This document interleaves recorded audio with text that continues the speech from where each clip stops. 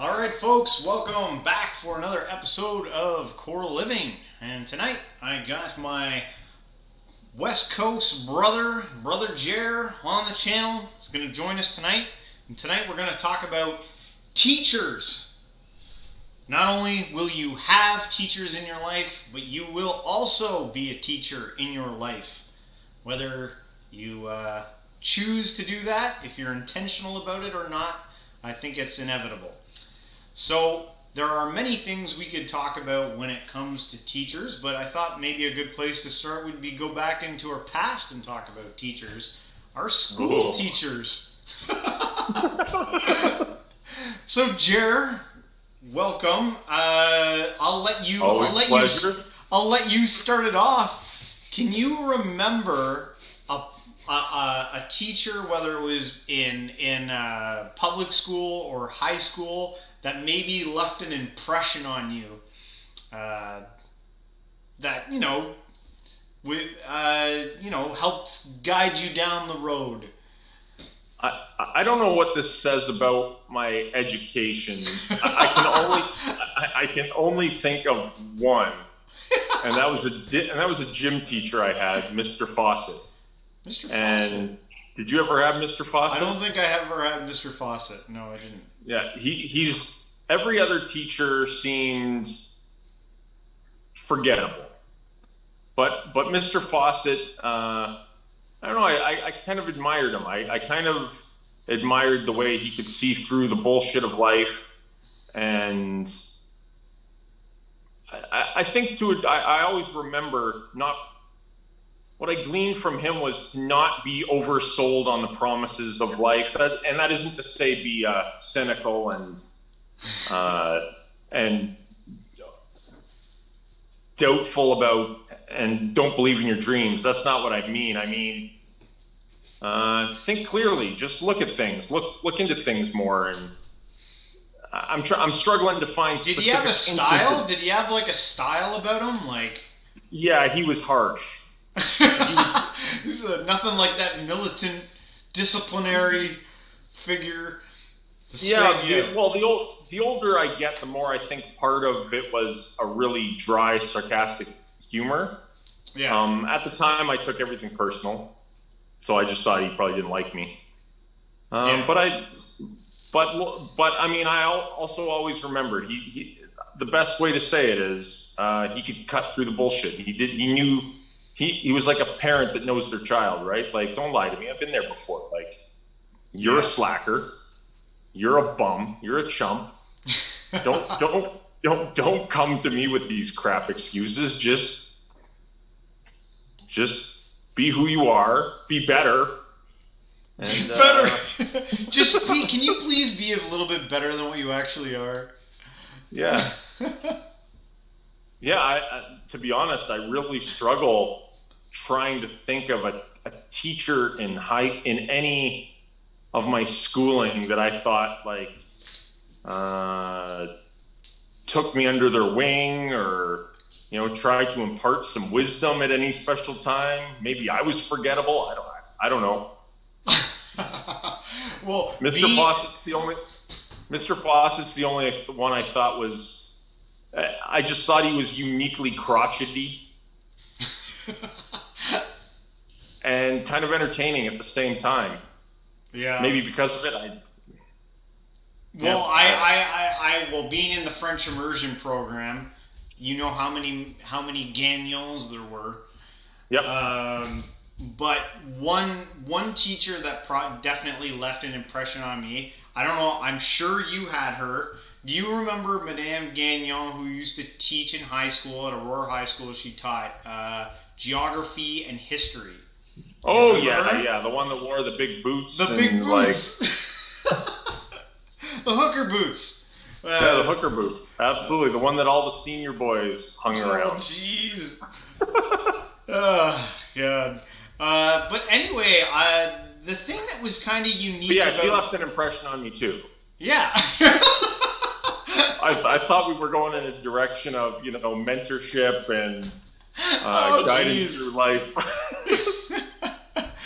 Well, yeah, she was good to me because I did terrible like in high school, especially in the beginning, the first couple of years, like grade 9 and 10. And I can remember though that for her, she at least put herself out there. She used to do this thing where she would always go around every day and check everyone's homework, and like lots of teachers do that. That's nothing new, but she used to do this thing like whenever she came to my homework and saw that it wasn't done, the look of disappointment on her face was soul crushing. I could actually feel that I had like hurt her feelings. And she would always let me know. She'd be like, you know how much time I invested into this lesson? You know how much work I did, and you didn't do anything. It was like you didn't even bother. The page, not one thing was written on the page. You haven't done anything.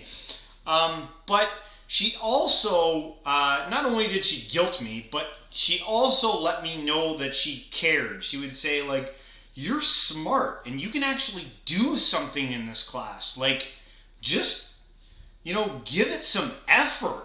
Just try anything. It was like, and it was like, and you'll be rewarded. And I was like, and I always knew that every day she was going to check my work. So I couldn't I couldn't disappoint her every single day because I could always feel it. The disappointment, and the fact that she had let me know how she felt about the situation. So that definitely left an impression on me and caused me to work hard. And to me, I think it mattered knowing that the teacher actually legitimately cared about my well-being. She wanted me to do good in school, and she put time. She gave me individual time, which a lot of teachers didn't do. A lot of teachers would just like, oh, you didn't do your homework, okay, there's an X, on to the next kid. And that was no skin off my back. I'd be like, fine, woo, okay, I don't care. Woo, I didn't get yelled at, or I didn't get, there was no disciplinary action taken. Fine, sure, okay. But I felt like she gave enough of a crap that I actually did. So much so that I got an A in both of her classes, and D's, C's, D's, and E's, and everything else. So I was able to at least, get through that. So that was kind of a good tactic to kind of take on. So yeah, that's for teachers in high school. I thought, she did a good job, and like a lot of the rest of them, there's kind of like a spectrum. Obviously, you get your terrible teachers, and all the way up to the best ones. The best ones kind of stick out, and I guess also you'll probably definitely remember the awful ones. It's easy to remember the awful ones. But yeah, I was a horrible student. I was really bad. I had Madame Gagnon, and I was just a disappointment. No way. No individual attention. No, just disappointing. Yeah, but she had time to go through she went through you, John, and then me. And so by the time she got to me, she was like, okay, I know how to handle these Samson boys. I know how to, yeah. So she had cracked the code by the time it got to me. But I'm sure also growing up, you've had other mentors and probably teachers and stuff. Now, you and me both grew up in a lot of like religious institutions. So I'm sure you got some stories of, and look, let's try and stay positive. We had some good teachers, even though we just may not agree with all the wholehearted things that came down. Absolutely. There's definitely positive things to be taken from a few people that in the end, ultimately, I might say, ironically, not the best teacher. I mean, one of the things that helped me in life the most was just Dad saying, do the things that other people won't do, and you'll have the life that other people won't have. And somehow I gravitated to that. I don't even think Dad lives by that. But somehow that just resonated with me, and I was like, that's got to be true. So Yeah. I took it to heart and worked night shifts 7 days a week, 3 different jobs. Yeah. Didn't. Yeah. But Well, we grew up around a lot of people. I can think of people in the church growing up who gave like crazy amounts of their time towards helping, like, not just us but other kids and teenagers growing up. And I'm sure you can think of some of the, whole weekends, whole life, like Wednesday nights, Friday nights, Saturdays, Sundays, Well, it's was it a sacrifice? Well, I mean, this is a little a slight tangent, but I mean, I'm just thinking. My wife asked me, "Do you ever feel guilty about not going to church?" And I was like, "No, like I don't at all. There's no ounce of guilt." Yeah. And I think she carries a bit of that with her. Yeah. But I look at it as church is something you're into. Like, so maybe some of those people that sacrificed all weekends and Wednesday nights and whatever, it was just the thing they were into. Possibly. Yeah. There's definitely not to take away that. from them being good teachers. Yes. Yeah.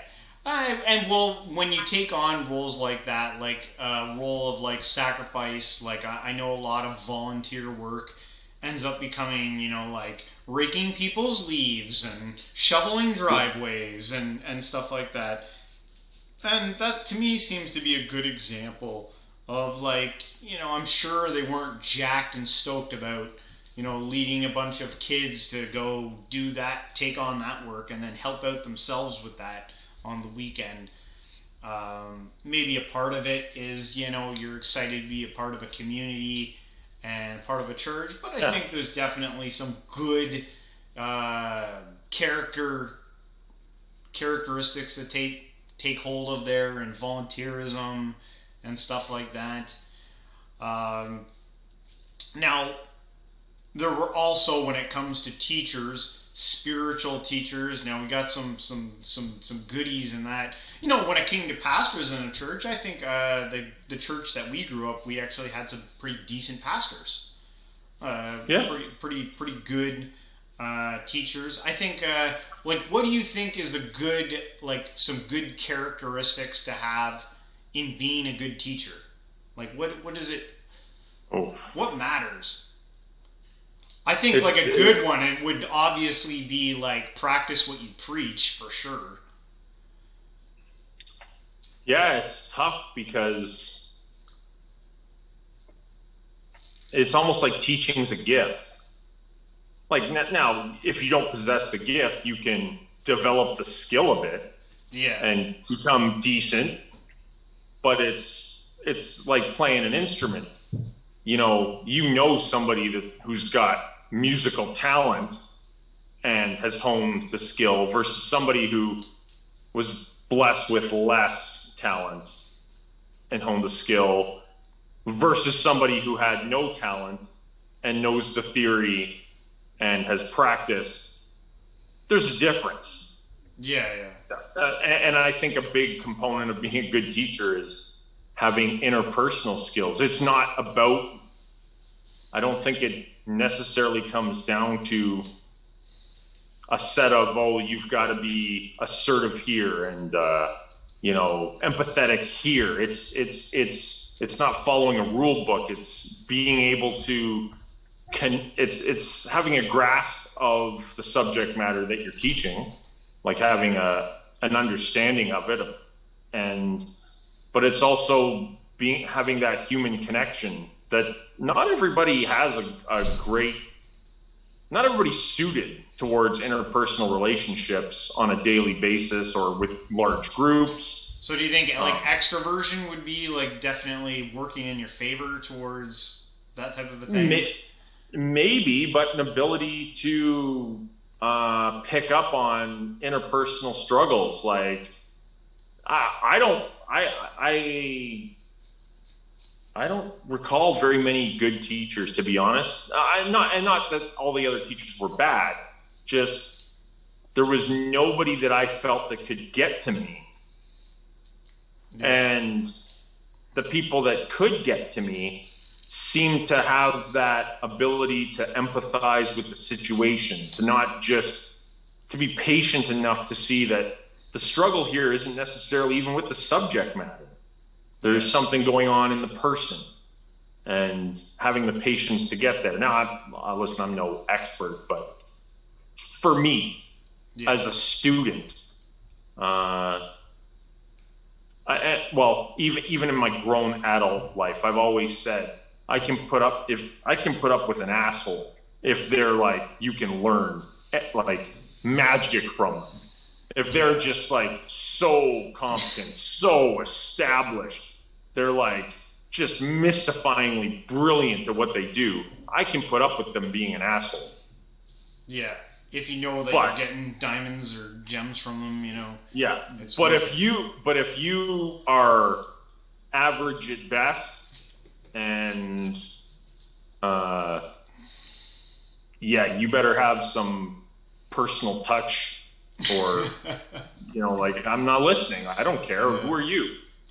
Yeah. Well, maybe it's because the good teachers, they stand out so much above the rest that it makes the bar set so high that so many other teachers, it's not that they're bad teachers, it's just that the ones that are really good make everyone else look awful. Yeah. Well, like I said, I think there's a bit of a gift in it. It might be a right combination of personality traits and competency. I don't know.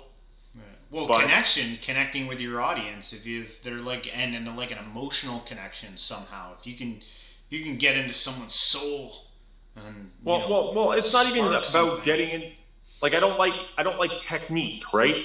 I would hate it if I felt like somebody was using a technique on me to try to get to touch me, right? Like, you can feel when somebody's employing a technique over authenticity. But when you can see that somebody understands where you're at and cares and is taking the time, it isn't like looking at okay, listen, you've been complaining about this, but can somehow steer you through that. And I hear what you're saying. No, that's a good point. We've listened to a lot of extravagant teachers. I'm sure our audience has too. There's always these, there's lots of people out there who are trying to sell their product, whether it's just a way of life or it's an actual thing that you hold in your hand. We've had some goodies in the past. Growing up in the church, you get to see some real wild ones. The Benny Hinn. Said that right on cue. The Benny Hinn era. That guy was fantastical. I actually seen that guy live. That guy puts on a show. Yeah. Well, there's. I mean, it's interesting looking at some people are great communicators in front of an audience. That doesn't necessarily translate into a one-on-one mentorship. Yeah. Hey, I haven't looked into it. I don't know what the difference between a teacher and a mentor I don't know if you've noticed this. Have you noticed any of the correlation between people whose team seem to be able to connect with large crowds and speak to a whole lot of people? They usually tend to not be so great in tiny one-on-one connection or tiny groups.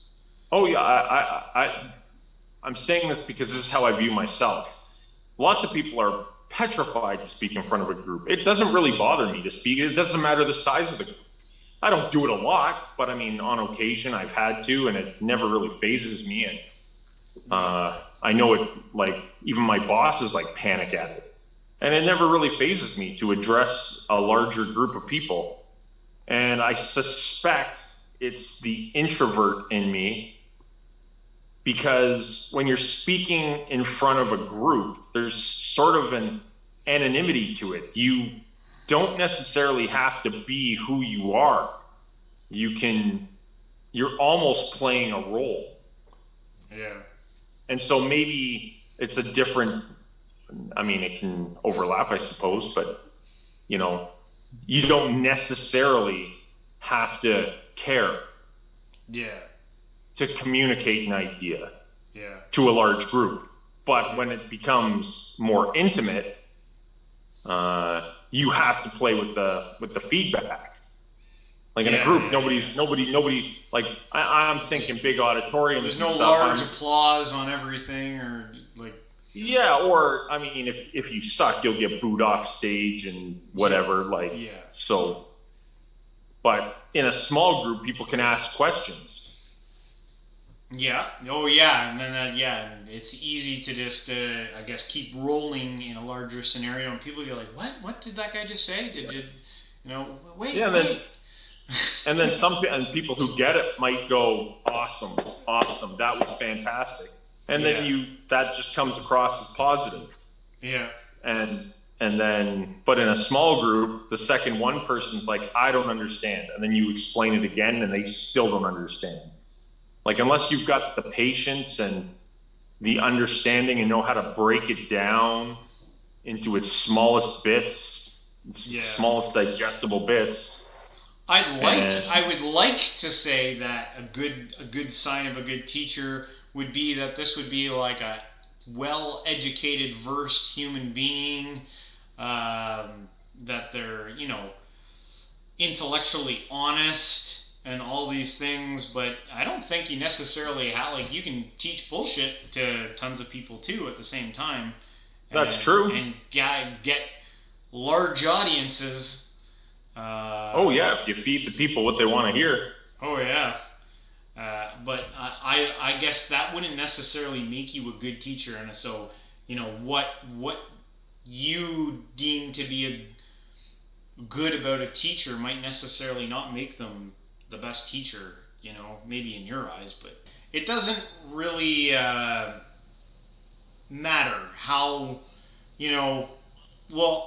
like, for a good teacher, whether they're honest or not honest, if they're a bullshitter, I think, I guess the eye would be in the beholder. You have to make a judgment for yourself, and on whether or not someone's a good teacher. But I think the proof will be in the pudding over time, right? What they teach, how does it last over a long period of time, right? Because I'm sure there'll be consequences if you're feeding bullshit, and then eventually, that can't go on forever until it blows up in your face. So. Yep. There's also style to take into account. I mean, some people love a very straightforward, brash style. Some people love that. Yeah. I don't. I like things with a little bit of seasoning on them.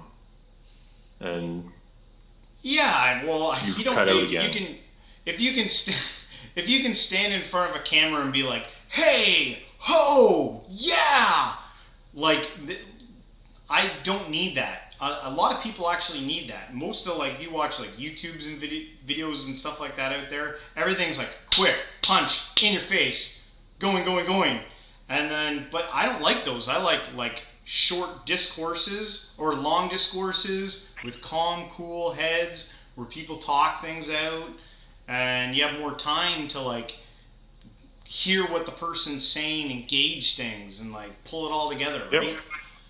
I find that way better. And just because someone can look confident and be all over the camera and, in and out, and doesn't necessarily mean they're an awesome teacher. And just, they're good at grabbing attention for 15 seconds.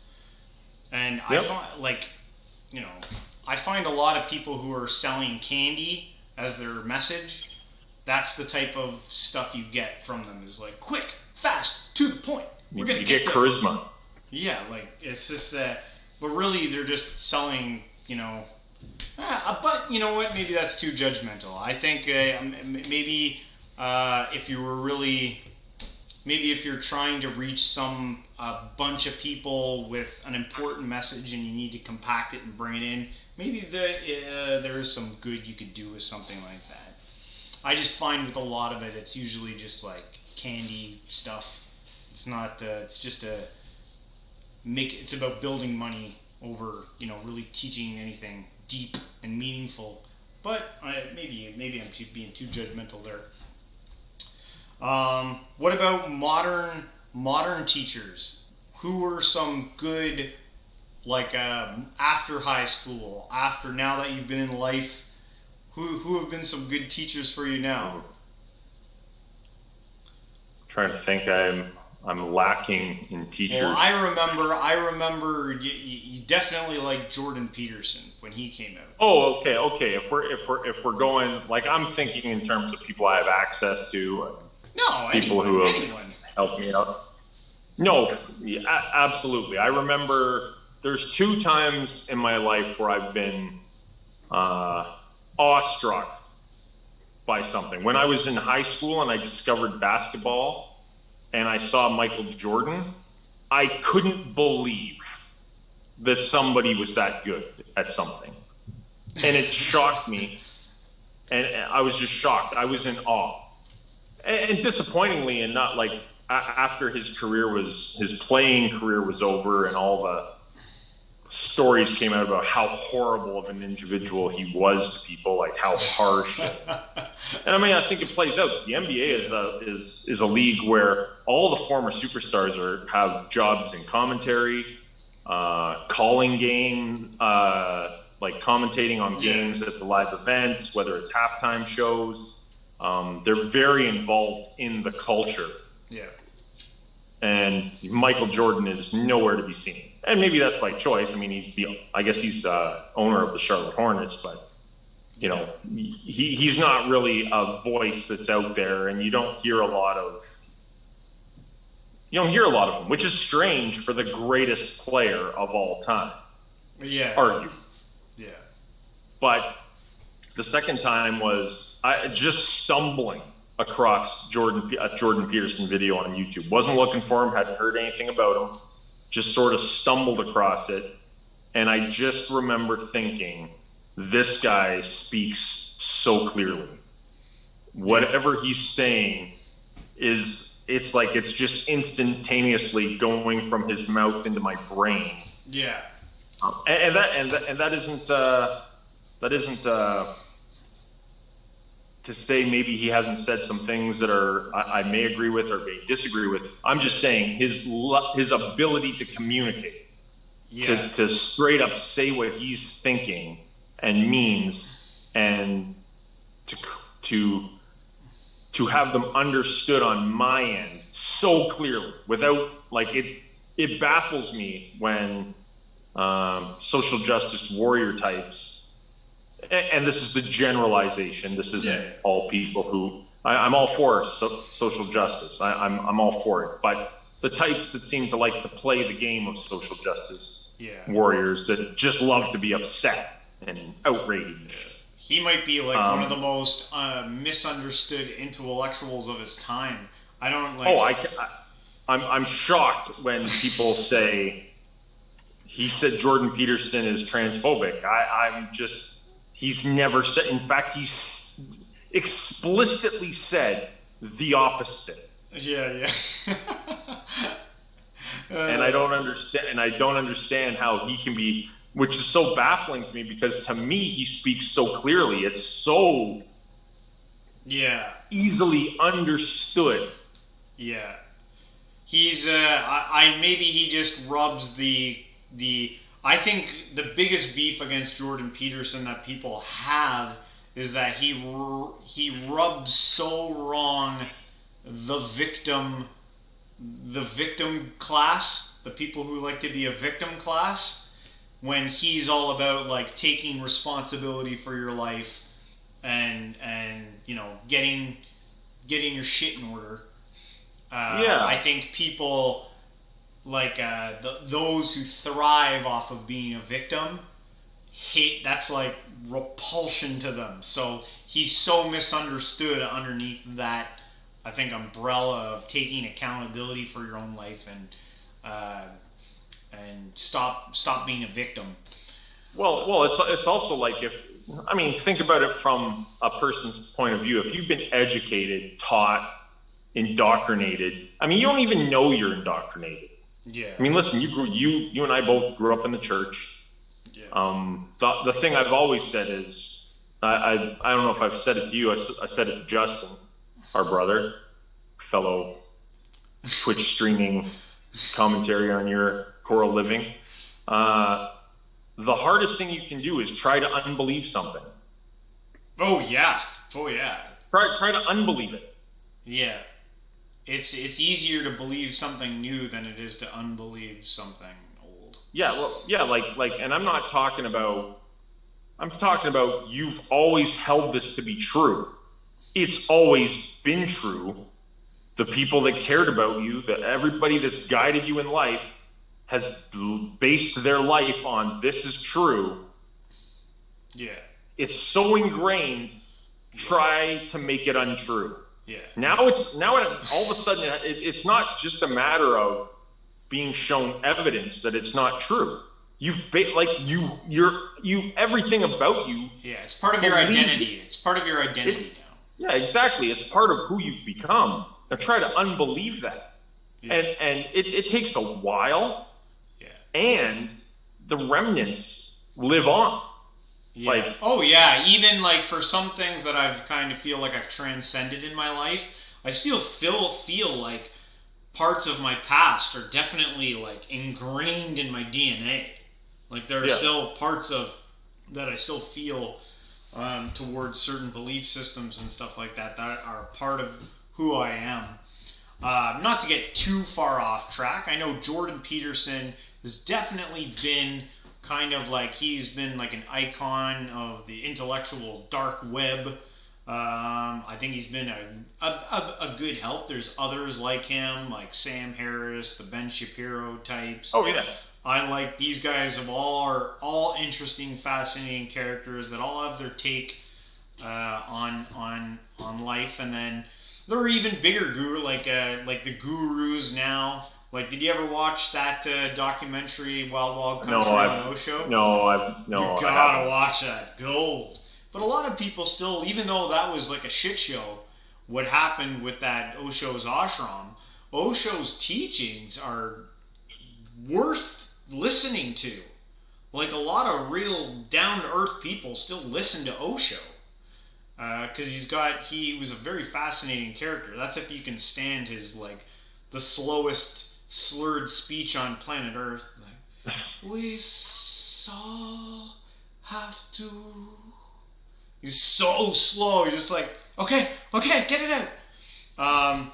But he's a fascinating character. Have you ever heard of Sadhguru?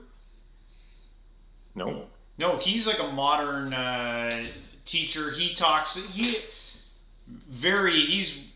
He's way more well spoken than Osho was. But he's kind of a spiritual enlightenment teacher. But he talks a lot about just straight up practical things. Like, if you look up Sadhguru, you'll find tons of crap online about him, who's fascinating. One who's been definitely a help for me was obviously Leo Gura's. His show's interesting. He's got some fascinating takes on stuff. I recommend him. His show's been a positive influence, although he does go off into some wild territory. In the cosmic consciousness of reality, and a lot of it, I think you got to be careful with getting caught up in the belief systems of these people versus what you can actually take from them and experience in your own life. Well, and you got to be weary of the cult of personality too. Yes. Yeah. It's very easy to get mystified by some of the teachings that these people pump out, and then you start off donating, and then you get the letters, and we need more money. We need to keep. We need. Yeah, well, if you want to be healed, send $1,000 in for your healing rag, and you can put it on your head. I'm like, how did I get here?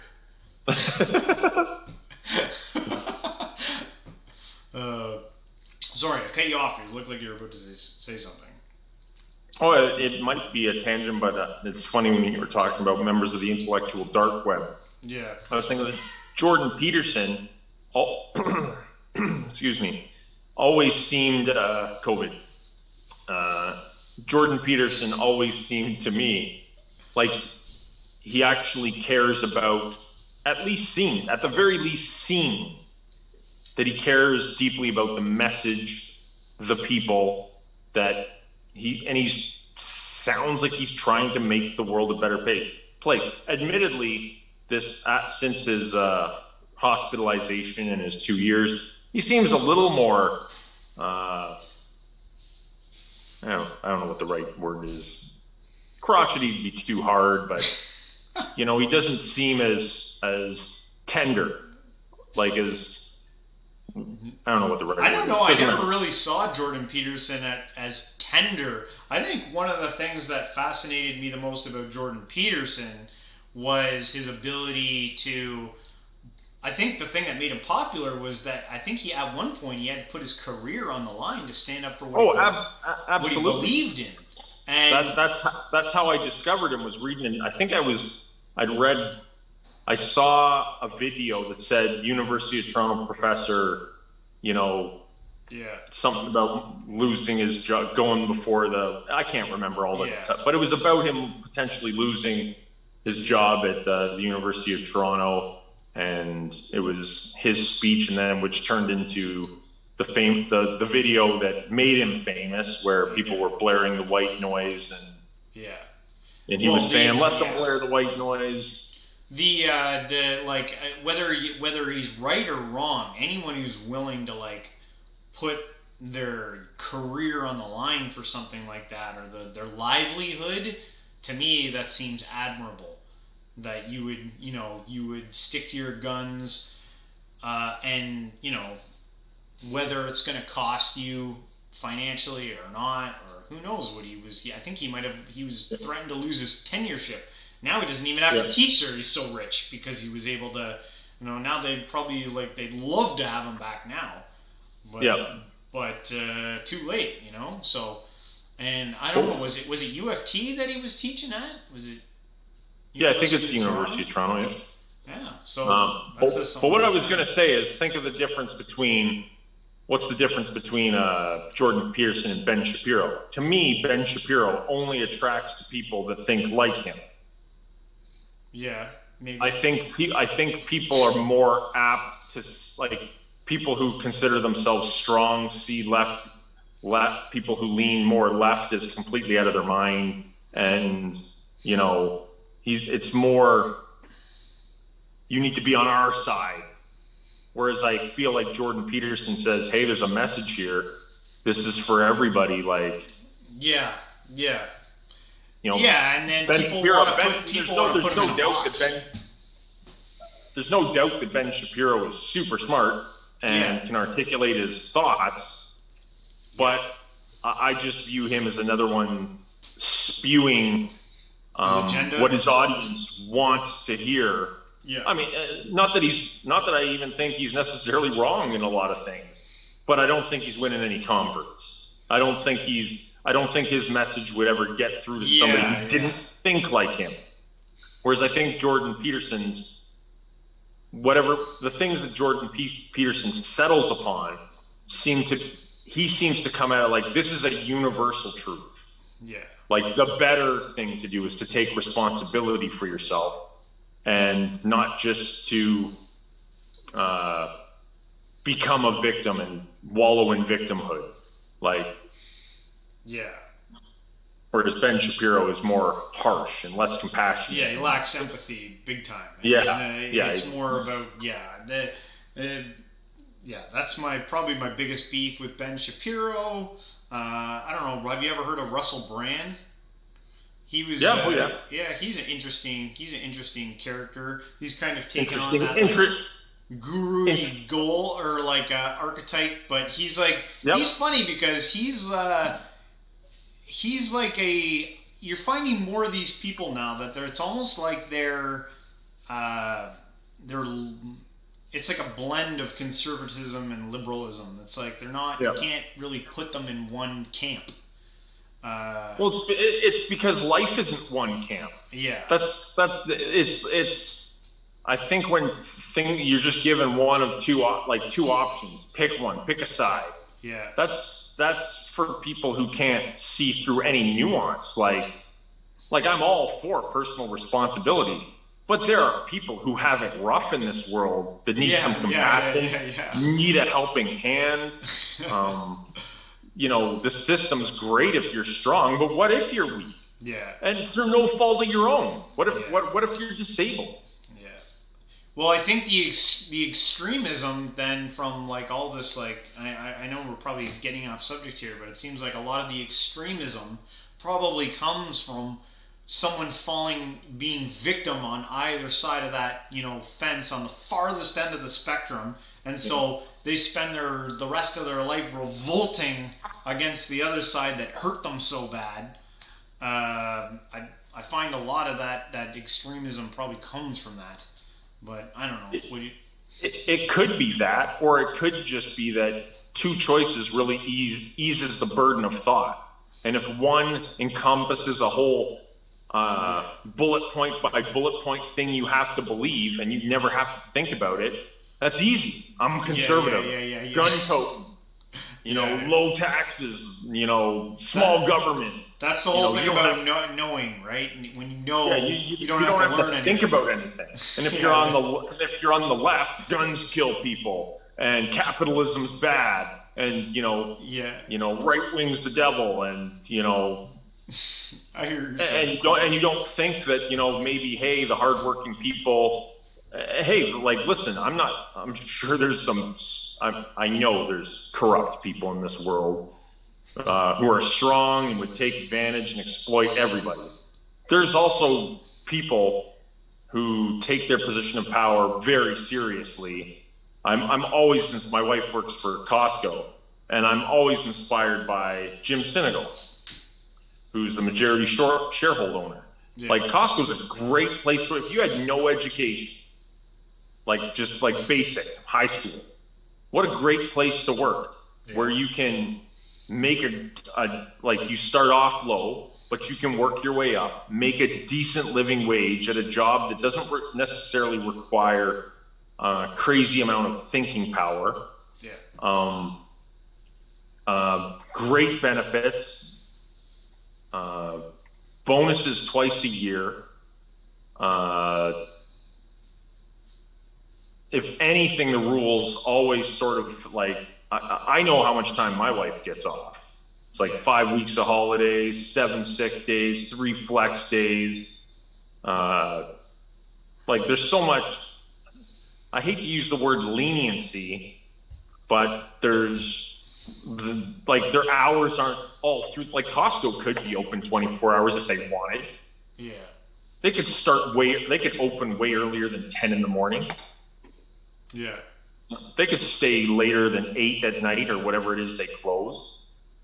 And I mean, my understanding is the institutional shareholders are just waiting for him to pass on, because they can't wrap their mind around why you pay stalkers and cashiers. Well, if he's a good leader, he needs to find someone to take over for him. He needs to plan that now. It's not just that. It's who owns the company, right? Yeah. The institutional shareholders will part ways with those. Which brings me into kind of another good point. I think a good sign of a good leader, mentor, guru, or whatever is that the students actually end up, replacing him. How good of a teacher you are if you end up dying still the best.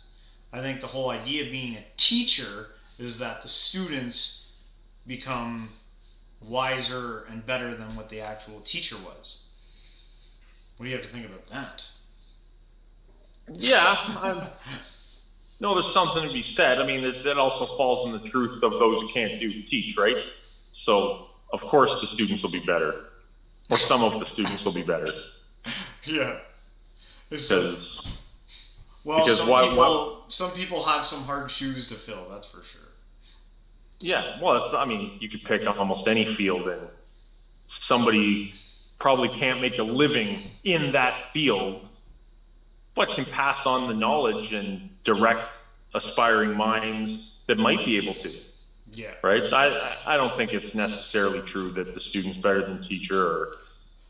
No, but and I don't what I'm saying, what's the goal? Is the goal to like raise up another the generation, that's going to precede it to be wiser, stronger, to expand upon what that teacher taught them? Well, that's why I think that's why I said at the outset of this show that I think there's a huge human relations component to being a good teacher. Is that is exact? I would say that's the goal. Is that you don't want to be thinking, I'll hold some stuff back so I can always be better. Yes. A good teacher is like, this is all I know, and I pass the torch, and I feel you're ready to go where I couldn't go. Yeah. Something along those lines. Maybe I'm over-romanticizing it, but... I agree. But then, what does that say for the great sages of old? The Buddhas, the Jesuses, these archetypes that are set up that doesn't seem like anyone can match up to what they were trying to do. I don't know. You seen the crowds Benny Hinn gathered? Million people crowds in India? Maybe, I don't know. I don't think Jesus was walking around with diamond rings all over his fingers, though. No, I don't think so. I don't. The story's untold.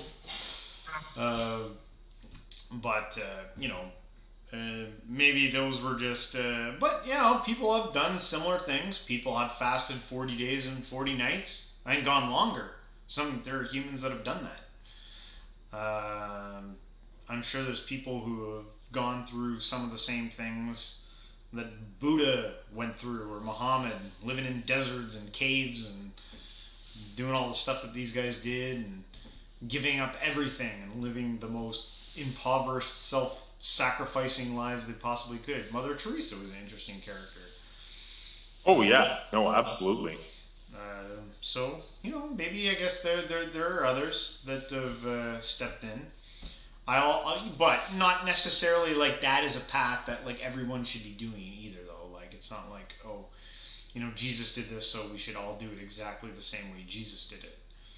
No, otherwise you wouldn't have teachers in anything other than, general practical life. Yeah. Sayings. Aphorisms. So, well, anyway, I think we talked about teachers enough. This was a good episode. Hopefully there's something there that you can take from it. Is there any other last words you'd like to get in there about teachers or say anything? Or no? You're good? It's hard. I don't think there's anything you can say to teachers, because a good teacher, in my opinion, leads with their heart, and those people already know what they're doing. And the teachers that it's just a job, like if you're thinking like a high school teacher, maybe it's just a job. Yeah. Well, it's just a job. Like. Well, the proof is in the pudding kind of a deal. If a person's a good teacher, it's going to be obvious. It's easy to, like, you could say, hey, don't forget the people that are like maybe quiet and dealing with some stuff that may seem to have it together, be more attentive. Yeah. But I think good teachers already have their eyes out for that. Well, and hey, a good teacher doesn't necessarily have to have a mass following either, right? Say a grandfather teaches their grandson how to fish, and that's the only person he ever taught how to fish. The son ends up becoming a great fisherman. It doesn't necessarily have to be a glitzy, glamoury thing, I guess. And, and it doesn't always have to be for monetary value. I'm sure, being a teacher is just for something good. Yeah, like I said, the two pieces of advice, the one I already said, do the things others aren't willing to do, and you'll have the life others won't have. That was Dad. Yeah. the other one was, it couldn't be summarized in a simple statement, but it was along the lines of, I know you think I'm crazy, but is what you're doing working for you? And see that it's not true if you can, and then just have faith that what I'm telling you is in your best interest. And I actually thought about those words miraculously. As a teenager, I wasn't in a place where you'd think that something like that would resonate, but somehow I thought, you know what, I don't have what I want. My life does suck. And I do think this woman's crazy. I think she's out of her mind. But what have I got to lose by having some faith in somebody that might care about me? Yeah. And that actually was the start to changing a lot of things. So, I mean, neither one, like Dad nor this woman, were, they're never going to go down in history as the great sages of the world. But, they helped you with certain those are the two pieces of wisdom that I care seriously. And I say that. Yeah. There's very few things I've read in books or very few famous quotes that I remember like I remember those two things. It's always do the things other people won't have, and you'll have the things that other people won't have. I don't translate it in my head as, I'll have riches and glory, and it's always been a protective mechanism for me. It's always, I never get fired. I've never been, I've never had to worry about anything, because I've always taken that in any job I've ever had, that at least I'm responsible, at least I'm on the team, at least I'm willing to carry my burden and maybe that of others. And so that's a long-winded explanation of those. No, it's definitely good. I don't know if I've ever had any like slogans passed on that I've really like. I think for me it's been more of a collection of what I've taken in my surroundings from all the teachers, from everyone. I try to get a very holistic view in the things that I've learned from good teachers. Definitely some teachers stand out about others, when we first talked about high school teachers, that one scenario left an impression on my life. Good teachers, I think, tend to leave impressions on their students, the people that they're teaching. Maybe it's up to us to let them know and say, hey, you left an impression on me and thank you. But with all that said, I think we'll wrap it up. I want to thank everyone for coming out and listening to our little spiel here. If you like what you heard, don't forget to hit the subscribe button, the like button, share it with a friend if you want. And until next time, folks, stay spiritual.